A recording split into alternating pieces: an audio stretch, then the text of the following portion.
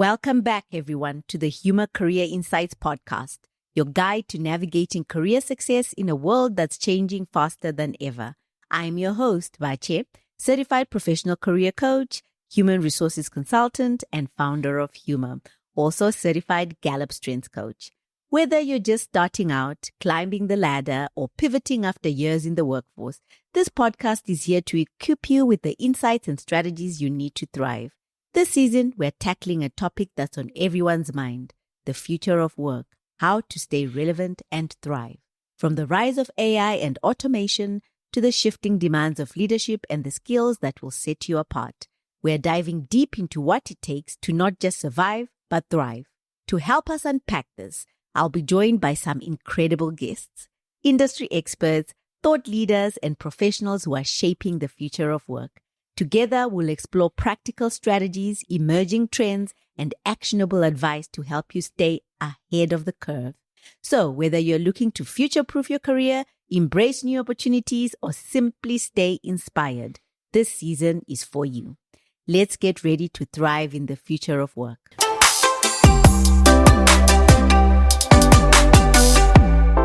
This podcast is proudly sponsored by Go My Code. Go My Code is a leading tech education institution dedicated to bridging the digital skills gap across Africa and equipping learners with the skills to thrive in the ever-changing digital world. Want to launch your career in tech or future-proof your skills in a tech-driven world? Go My Code is your go-to partner. Get hands-on training, work on real-world projects, and join a global tech community that supports your growth. No experience, no problem. Our courses are designed to be accessible, practical, and job ready. Start your journey today by calling us on 0208 730 470 or visit us at gomycode.com/ke.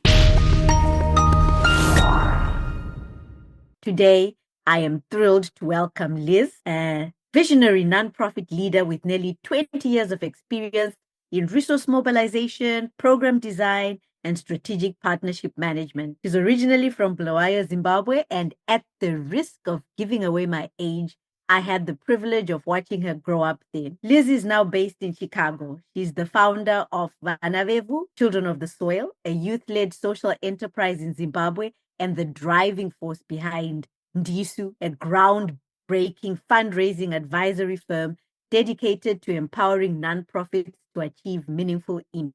With a career spanning roles like Director of Advancement at Waterford Kamhlaba in Eswatini and Director of Major Gift at Mikva Challenge in Chicago, Liz has a proven track record of building resilient organizations and fostering connections between African nonprofits and international donors. Her work focuses on sustainable development, youth empowerment, and gender equality, and she's passionate about the power of collaboration to create lasting social change. So Liz is really the perfect guest to help us explore how to stay relevant and thrive in the future of work, especially in the nonprofit sector. Let's dive in. Liz, welcome to HUMHR Career Insights. So I like to start off with asking my guests to share a little bit about themselves. So can you imagine you're at a dinner party and the host is the only one who knows you? How would you like her to introduce you? Hi, Vache. Thank you so much for having me on your podcast, and congratulations on just how well it's doing. And this is your second season, right? Yes, second season. No, third season. Third season. Well, it looks like I'm behind. So yes, congratulations. It's just really exciting to see what you've been able to do with this platform. And I appreciate the opportunity to be included. And I'm doing all this talking because I hate being asked about myself and having to talk about myself. So I'm trying to buy time. I guess the easiest way to describe myself would be, what would I tell the host to tell people? That I am an African woman who is trying to make her way in the world using what she knows about a lot of things that she's picked up in life experience, work experience, just to make the world a better place. Related to work, I would say that I like to describe myself as a scholar practitioner. I do a lot of what I do rooted in my own subjectivity and my experience of the world, but also all the books I've read in school and just being a lifelong learner. I like that, Liz. welcome. And for someone who doesn't like to talk about herself, you did a pretty great job. Thank you. Let's dive right into talking about the future of work in the nonprofit and humanitarian sector, which I know you are very well versed in, having worked in it, in social impact, and in grant funding. So straight into the topic of the hour. The nonprofit sector is seeing shifts in funding models and donor priorities. And I am interested with your experience and your insight. How do you think that these changes will impact the future of work for organizations, for humanitarian organizations, and particularly for professionals in this field? You know, Bashi, it's such an interesting time, right, to be asking and unpacking this question. And I'm not sure that one can easily make a prediction because there's so many moving parts right now. But what I can share in terms of my perspective is that I recently took a leap of faith and took myself out of formal employment and have started building my consulting practice at a time where, you know, having a job is probably the more secure thing to do. But I think what we're seeing right now with these different shifts in the nonprofit section, particularly around how nonprofits are being resourced and funded, I think that there's going to need to be some adaptability to how we've conventionally worked before. And I think the pandemic sort of prepared us for hybrid and working remotely, but I think it's going to have to be on a response to the needs of the moment and being flexible and adaptable in how we want to work and collaborate. It no longer makes sense for a lot of industries for people to be in a 9 to 5, Monday through Friday. So I think adaptability and flexibility is really the biggest changes that we're going to see on the professional side of nonprofit. And just, you know, in your intro, you talked about automation and AI and that impact. And there's just some certain back end things that are going to be taken away from people. I think that's also going to see us embracing technology in a nonprofit space in a way that we haven't done before. But I am very excited about that because I think it does create a lot of opportunity for smaller nonprofits or ones that are just starting out. I like that adaptability, response, flexibility. When you say those words, I really started thinking about season 1 when I talked a lot about managing change and that change is inevitable. Change is not is something that we should expect on a daily, you know. And this is where we are, right? We have changes happening daily and we need to learn how to just navigate and manage those changes. So you mentioned opportunity, and I'm interested to find out from you what opportunities you think there are right now for professionals in the nonprofit field. I mean, that's a wide question, right? What opportunities are there? I think that there is, let's talk a little bit about technology, right? Okay. I work as a fundraiser and I've been fundraising in some sort of way, I would say, since about 2003 in volunteer capacities as a student leader, and then in forming my own organization as well as working for other nonprofits. And what I have seen in the last 10 years at least is how technology has made certain services and certain aspects of fundraising more accessible to small organizations that don't have a big budget, for example, to invest in employing a fundraiser and or a grant writer, or just, you know, implementing some of the tools that have existed in order to help nonprofits fundraise. So one thing that I'm talking about, for example, is just the ability to accept donations online. That really has made things so much easier for a lot of nonprofits because they are now able to just set up a payment structure. And I don't mean to make it sound like it's easy to do, but it has gotten easier, where you're now able to receive donations through your website without having to go through the struggle of trying to figure out how to get a check mailed to you from Toronto when you're in Blantyre, for example. So I'm hearing, Liz, that grant writers and fundraisers, well, from what you're saying, it's looking that grant writers, fundraisers in nonprofit organizations are looking at job loss, or they're becoming irrelevant. Their jobs will become irrelevant. No, definitely not. That's not what I meant. And now that you put it that way, I realized I was actually speaking more around what the E that is for an organization. For a grant, a grant writer and a fundraiser, grant writers in particular, is that being able to work remotely allows you to reach more people than you would have been able to in the past. You're able to meet with people in real time. You're able to do your research. And maybe in terms of technology, that's what I can talk about, is that grant writers and fundraisers now have tools that make it so much easier for them to find resources that they want to try and, make for their nonprofit. So now it's easier to do research on prospects, right? You can get a lot of information on your subject matter or whatever the grant is asking for. So there are a lot of tools that can be used. But what I think it's allowing is demystifying some of these things. There was a point where to be a fundraiser was a sort of very you almost had celebrity status if you were a seasoned fundraiser, because it seemed like you had this magic wand that you could, cast and be able to raise all these funds for people. But now, as we're able to access certain tools through the internet, we're able to show people that fundraising is something that is easy to do, but that it's also just a set of things that you have to do over and over again. And there's also people who just have a natural talent for it as well.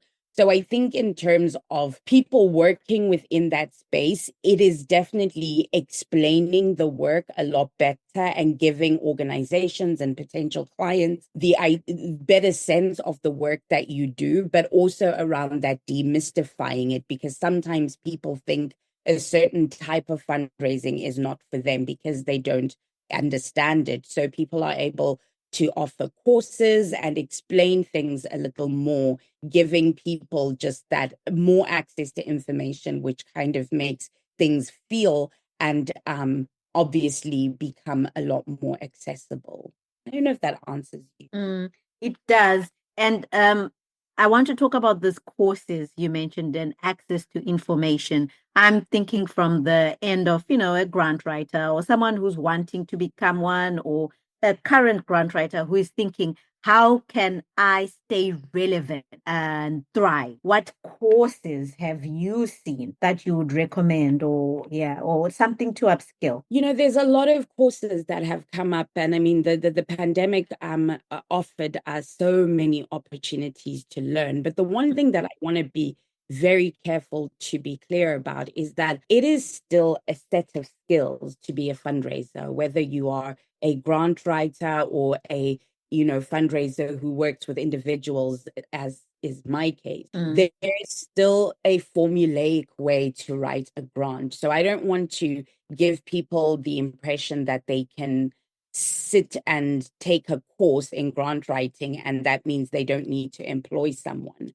What I think it does is that it helps people understand what your fundraiser does and why it's important, and gives value to what a person is doing. Having worked in the nonprofit space, it just depends on what is happening for an organization, but your fundraising team can be the most valued, mostly when there's big successes and there's lots of money coming in, or they can be looked upon as the most irrelevant because sometimes the money isn't flowing in as quickly as an organization would like. But what I've seen, especially when it is the more negative of the examples I used, is because there is a lack of understanding of what actually goes into raising money. The cultivation, the prospecting, the stewardship of donors, with grant writing, the reporting of the impact that you've made. All of those things are very important things that some people, some organizations will take for granted if they are not understanding or valuing the people who are the stewards of the culture of philanthropy. And I think that's where with fundraising, sometimes organizations have gotten lost because there isn't a grounding culture of philanthropy that guides the organization. So I just wanted to make sure that I'm not sitting here being flippant around the skill that it takes to be a fundraiser. I just want to make sure that I'm clear that information and people having better understanding of the interconnectedness of our roles helps us in that collaboration and making things better. Okay. No, that is. Mm-hmm. Oh, go ahead. Carry on. I was going to say that's clear to me. Yeah. And then in terms of courses, I mean, I don't have one that I would recommend because there are so many. I think having clarity about what you want to do with a course or what you want to get out of it helps you determine what sort of course you're going to take. And then also making a promise to yourself to actually utilize the tools that are created or that are offered to you in the courses that you take. Because I think sometimes what we end up forgetting is that a lot of the things that we do become successful because of implementation and consistency in that implementation. It takes a really long time to get from meeting a donor to when that donor gives you a grant, whether it's an individual donor or whether it's, an institution. There is a process. And in that process are a lot of repetitive steps that you have to take. That's what we call cultivation and stewardship. And so it's just making sure that if you're going to take a course, you have to commit to yourself that you're going to implement the things that are offered to you in the course as you're conducting your learning and your research. Okay, so I heard you talk about repetitive steps, and earlier on we talked about technology and AI. I want to circle back to that. I've been talking to, people over the course of the last few weeks with regards to future of work and AI, because like we said, AI is having that moment in our lives where it's in our faces. And I am wondering, one of the things that I was told was, things that are repetitive, AI is going to take.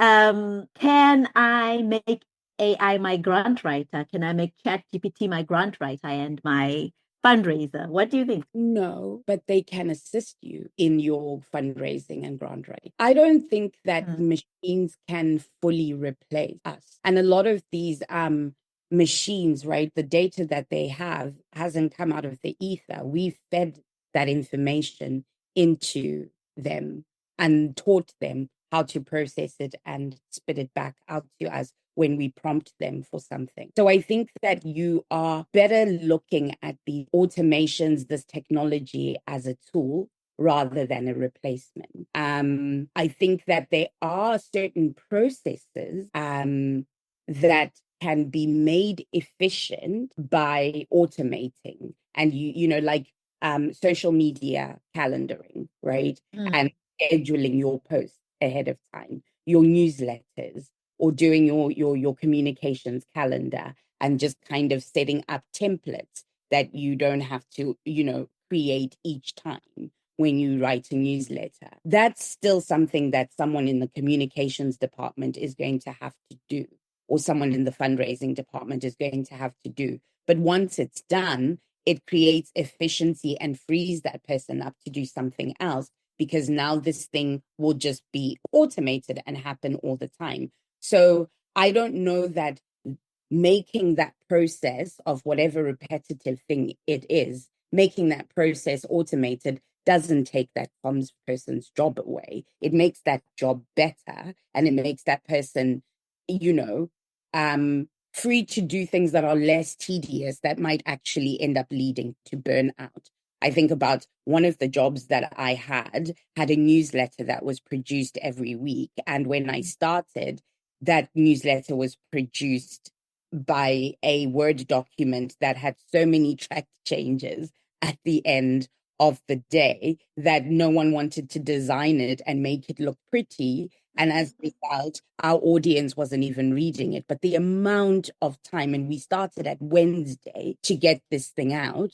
And when we did get it out, it had no readership. So we definitely embraced technology during the pandemic to make that process a lot more efficient and less tedious. But we were also able to then use some creativity to make the content a lot more engaging, and there was better uptake in it.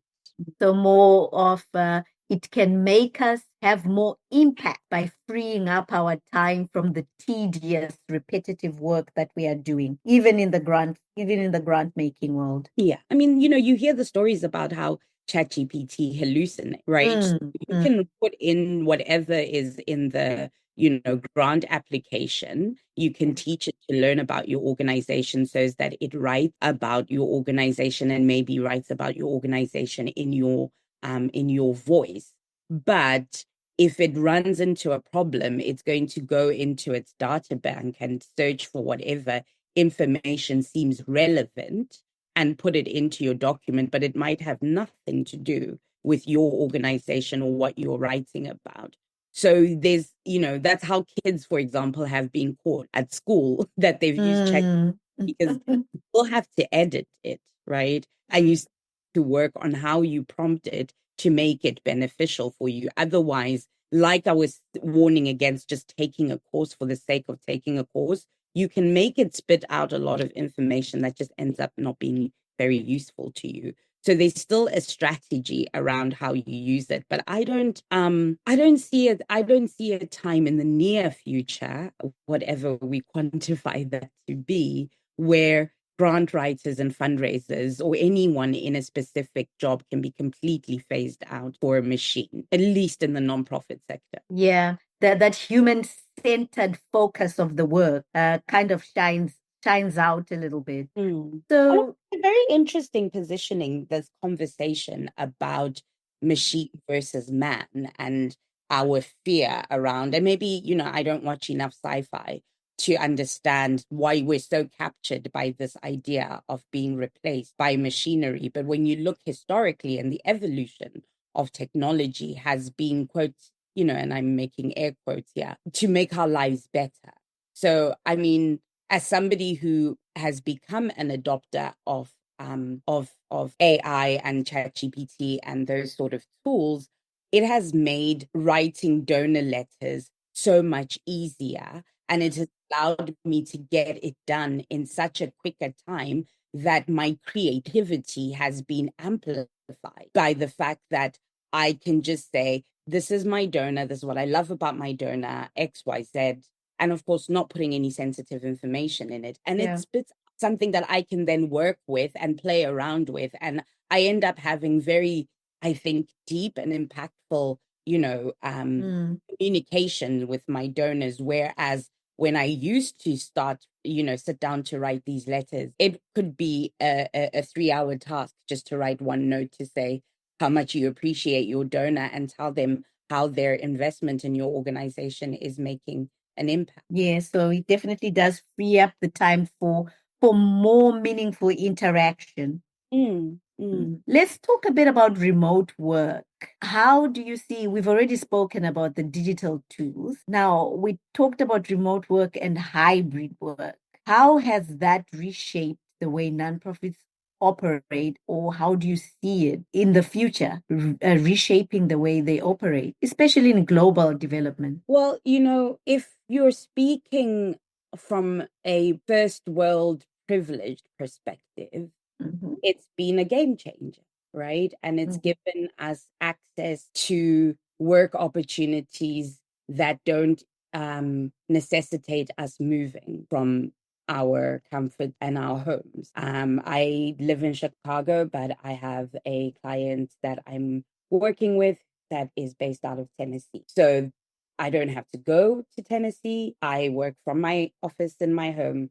And yeah, that's great. But when you then look at the global south or the developing world, I never know what the politically correct term is. Our region, technology is not accessible to everybody. And when it is, there are so many competing factors that make it hard to access. So there are some privileges that I think are now being amplified, and some, lack of privilege for some parts of the sector. Because if you are working in a rural community that is not, that doesn't have a reliable source of power, where you don't have a great booster, so you don't have a network, it's hard for you to work remotely from there. So it definitely, I think, has made life, has again created opportunities for some of us, but it's also made things a lot harder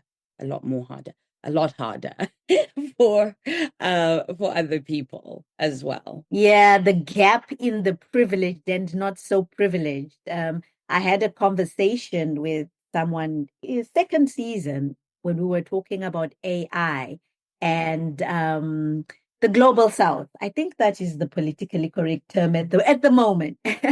And we were talking about how AI could possibly leave behind Africa. And it was definitely one of the concerns that in the remote areas where there is no access to, internet, per se, no access to power, we need to be careful that we do not leave people behind. And yet we are the continent, especially Africa, that is resourcing a lot of this, right?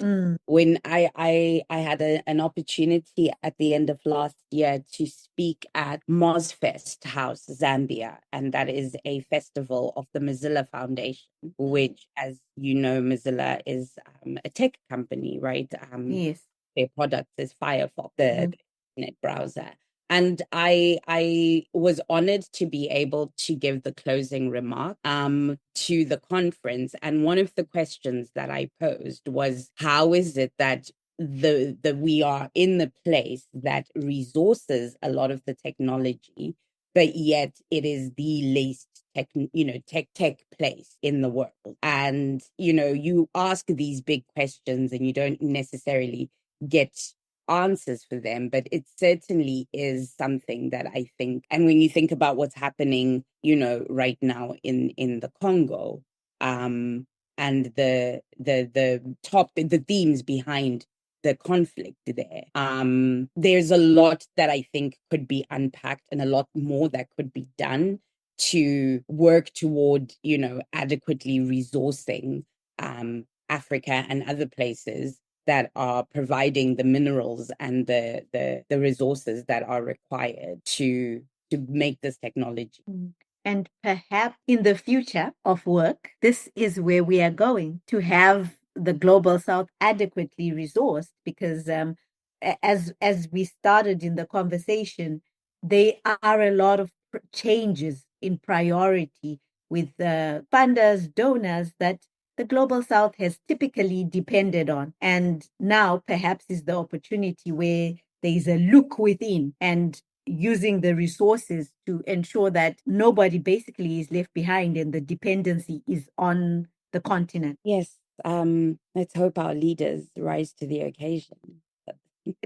That is a perfect intro, Liz, to the next topic I wanted to talk about, and that is leadership and adaptability. So you've held leadership roles in organizations that have focused on youth empowerment and gender equity. And I was looking at your LinkedIn profile, and one of your titles on there is feminist. Now, how do you think leadership needs to evolve to address the unique challenges of the future of work? My goodness, that's such a big question. And you have big experience to help us unpack that. You have big leadership experience. I think sometimes I don't look at myself traditionally in terms of leadership, because I created my own opportunity and have continued to do that. But I think that the evolution of leadership comes with us committing and committing to diversity and understanding what that means. It's such a hot word in the US at the moment, diversity. And when you hear what people are saying around, and I'll say the whole thing, diversity, equity, and inclusion, you realize that people just don't have an understanding or an appreciation of the power that comes from having diverse voices, talents, and opinions in whatever you're trying to move forward as your mission. And I think that's really what this moment in the US is showing us, is that there's been a lot of lip service and performativity to some of these things, but there hasn't been an understanding or an appreciation of the value that diversity brings. And so I think, to answer your question, it's actually building that understanding of what we mean when we say diversity, in addition to creating the policy that isn't then going to make certain groups feel like they've been left out, or whatever the feelings are. But that's what I really think it is. It's having a true understanding of what opportunity that different voices bring to something. Yeah, that seems like a definite unique challenge that, sameness is good. And it is, we are not the same. We cannot have two people that are the same. And what makes a better organization, what makes a better team, is that unique individual, because we can then have, like you say, diverse views, and those diverse views will drive. For sure. Yeah. And I think a lot of it too is related to some things, what I mean by things, some values and principles that we've just accepted as norm that actually aren't. Because and I'll segue a little bit, and I promise we don't have to stick on this topic, but when you look at the principles, or maybe principles isn't the word, English is a second language here. When you look at what makes capitalism, right, a lot of it is antithetical to who we are as people. So when you think about process, sometimes sameness is important, but we aren't the same. And I think we are meeting a moment right now in the world where we're having to re-look at some of these systems that have led us to where we are as a society. And this is at our local community and at a global level, because we have all come to a point where we are operating within capitalism. And so I think that is where I see opportunity, and I feel some excitement around the challenges that are going to come up with what we're seeing happening across the world in terms of our values and what we believe in. But I think that there's just certain things that we've accepted, and we've pursued a sort of sameness and a homogenous society, but it's not within us to be same, as you said. So I think there is, an opportunity where we could maybe shift things to be a lot more positive and more serving toward our interests and our needs, and closer to equity, right? Yeah. The future is equity. Yeah. Listen to us with our sound bites. We should get a t-shirt. Liz, in your experience, what's the most important skill for nonprofit professionals to develop to thrive in a rapidly changing environment, which is the environment we live in right now? A thick skin. I would say adaptability and collaborativeness. I just have never been successful working alone, and I've never been successful being rigid. And I think you know me well enough. You've coached me to know that I'm actually quite a rigid person in some ways. Once I have a plan, I need to work my plan. But I have had, to learn, and I was very challenged in the world of work during the pandemic. And I think that's where I learned that perfectionism, a plan, is never going to serve you. But if you can look around and pivot and ask for help and bring people along with you, you actually can achieve amazing things. And there's a lot to unpack in that, but I want to zone in on collaborativeness because I've recently, I think I mentioned in my intro, been certified as a Gallup Strengths Coach. And one of the key learnings from one of the key things with that is the partnership, the pairing, how you can pair with someone who has strengths that you do not have, who has talents that you do not have, but you need to drive an organization or you need to drive a project. You don't necessarily have to have it all because guess what? You actually do not have it all. What you do have are the strengths that only you can have. And those are what you use, right? But in some instances, you need other strengths. And that's where the pairing comes into it. And I was reminded about that when you mentioned that you have never been successful alone. And that leads us to community. In our rapidly changing environment, we are learning that our community is the core of who we are, of how we survive, how we thrive, the word escaped me. But yes, the strength in collaborating. Yeah, I mean, I think that I would highly recommend to anyone who's interested is looking at systems thinking. I don't know if you've done any work with systems thinking, but and I don't even sit here to claim I'm an expert of systems thinking, but that is something that has helped me understand the power of interconnectedness and network. And also in a past life, I am a permaculture designer, and permaculture is permanent agriculture. It's a it's a way of farming that works with nature and not against nature. And as we become more post-colonial and aware, it's also just the way our people have farmed that has now been turned into a thing. Sorry, like many podcasts at once. But the point that I bring up permaculture is that permaculture, one of the things that we do in permaculture is that we dig swales, and we dig swales along contour lines. And that's where you plant your crops. And what you start to see is that none of it is ever in a straight line, right? It's always following the contour, the slope of the land. And I think that what we are gaining in collaboration is that we are not being rigid and trying to go for straight lines, because in nature, in our natural state, there are no straight lines. And when we're trying to capture water, when we're trying to do anything, it's going towards the least resistance. So water will flow down because that's where it is easier to go. It's moving with ease. And I think that's what collaboration brings.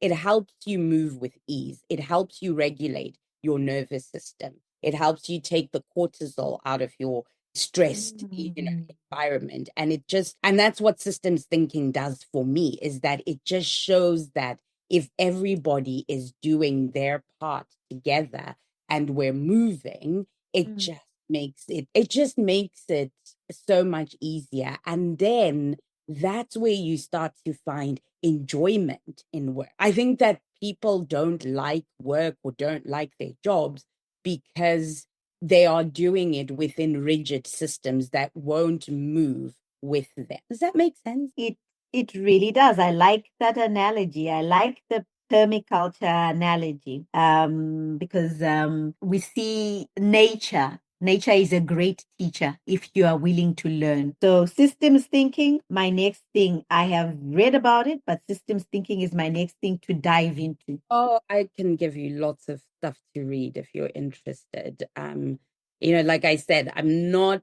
necessarily like anything that ends up becoming a philosophy, it starts to get complicated, but people have thought through it and have had to read have had to write about it for us to read about it.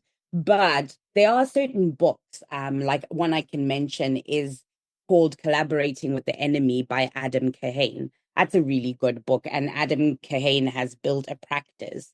I hate to simplify what they do, but he's built a practice that integrates systems thinking. And actually, I learned systems thinking from one of his colleagues, Colleen Magna at the Gibbs School at University of Pretoria.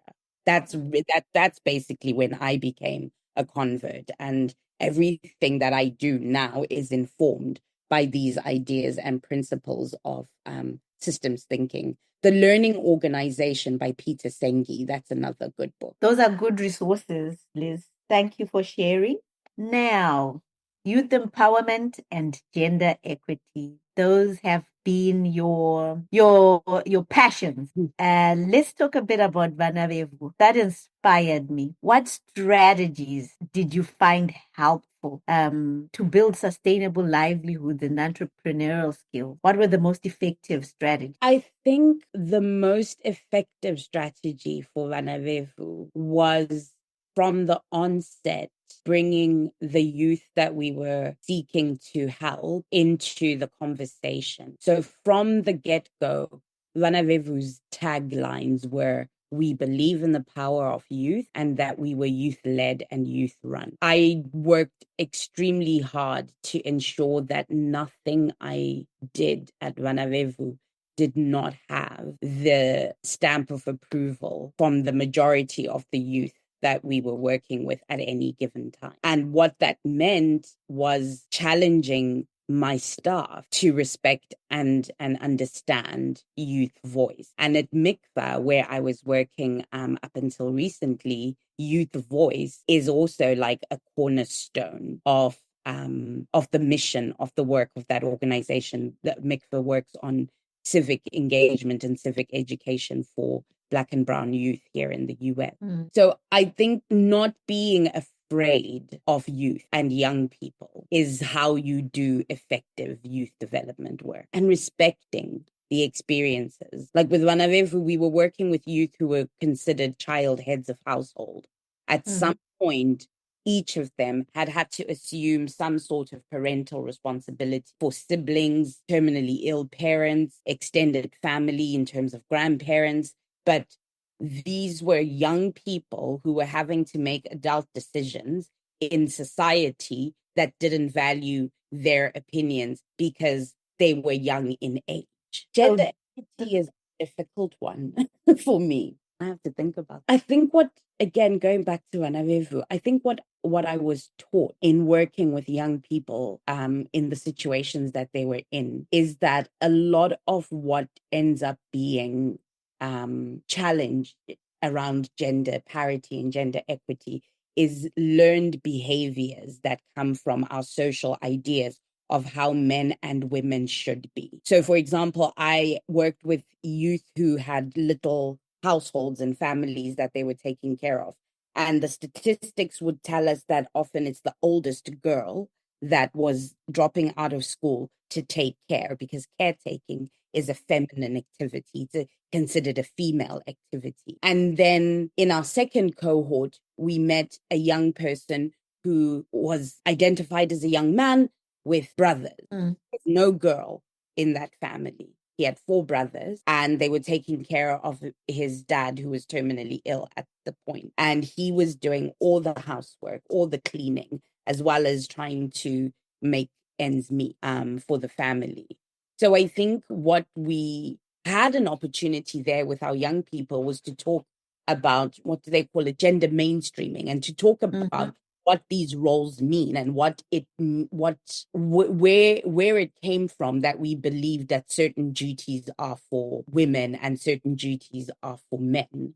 But we're fighting against a lot of, other values and other things that inform our principles. But I would say that working with young people was a place where I had the opportunity to really challenge gender norms and ideas and see young people also questioning. And it's so funny, I was able to see many of the youth from the first Vanavevhu cohort when I was last home. And one of some of them are now parents, and one of the young men had his daughter with him, And just watching him, as his wife and I were talking about her career, and watching him take care of their girl and talk about how she spends most of the time with her dad, just kind of made me feel really happy, because there was nothing about that seemed odd. Yeah.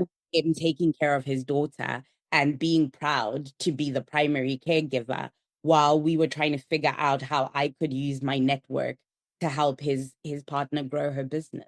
It was just a really nice moment. Yeah, that sounds really cool to me too, because of that, yeah, how society has shaped the norms. And do you see, is there a shift? Do you see the future of work shaping opportunities for women and marginalized groups in the nonprofit sector? Bache, I don't know that that's a question that I can actually answer comfortably.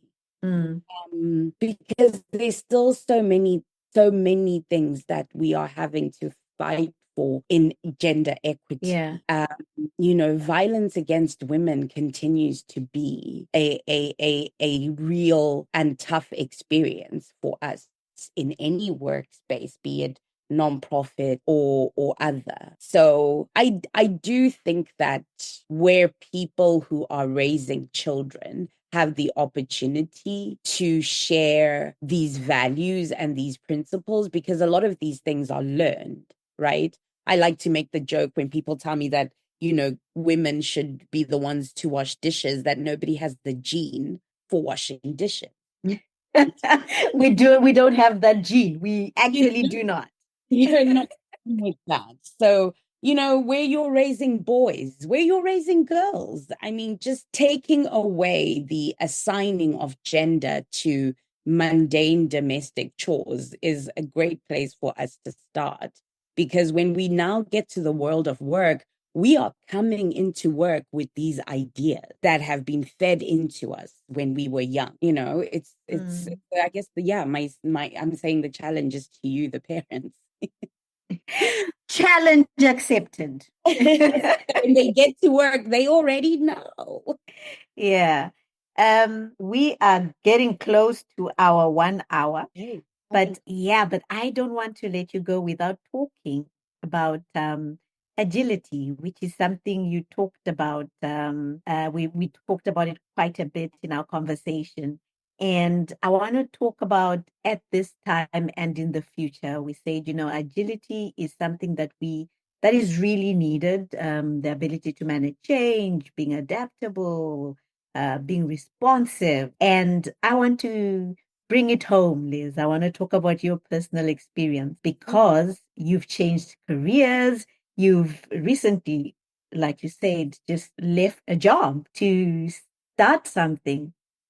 Now, is that intention? Is it something that you do naturally, or you had to have a mind shift? And is it what we need for the future? Listen, I don't want anyone to shake their security and stability, but I have to say that I have really enjoyed being able to take the risks that I have taken and to position myself in a way where I call the shot on my life, my work life, and in fact, all my life, and how I'm right. But I also have done it to a lot of resistance from family, from society. I actually, now that I'm sitting here, I don't think I actually have told my mother that I officially quit my job, because I just want to worry her. Liz, I'm sure she's figured it out. But those are some of the things that she so she won't listen to this anytime soon.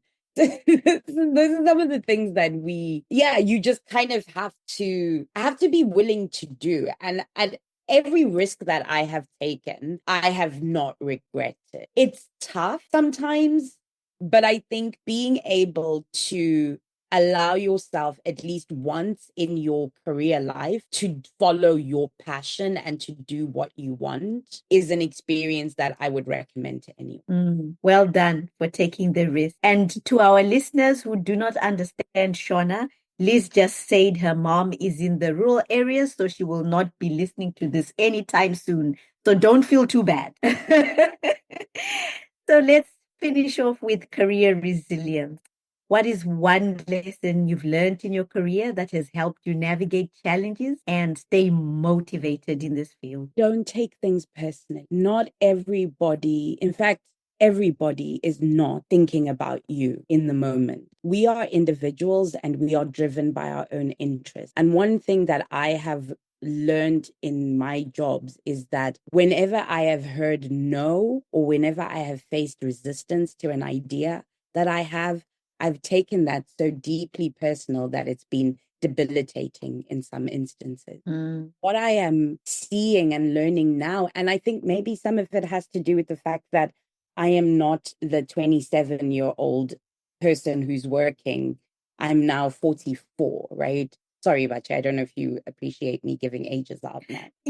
You see now, this is a challenge for me, Liz. I am the youngest of four. I am living. Maybe they'll respect me. So I just think that that is something that we sometimes forget. You see that meme on your social media that you don't know what someone is going through. And you really don't know what someone is going through. And you don't know what informs them to react to you in a certain way.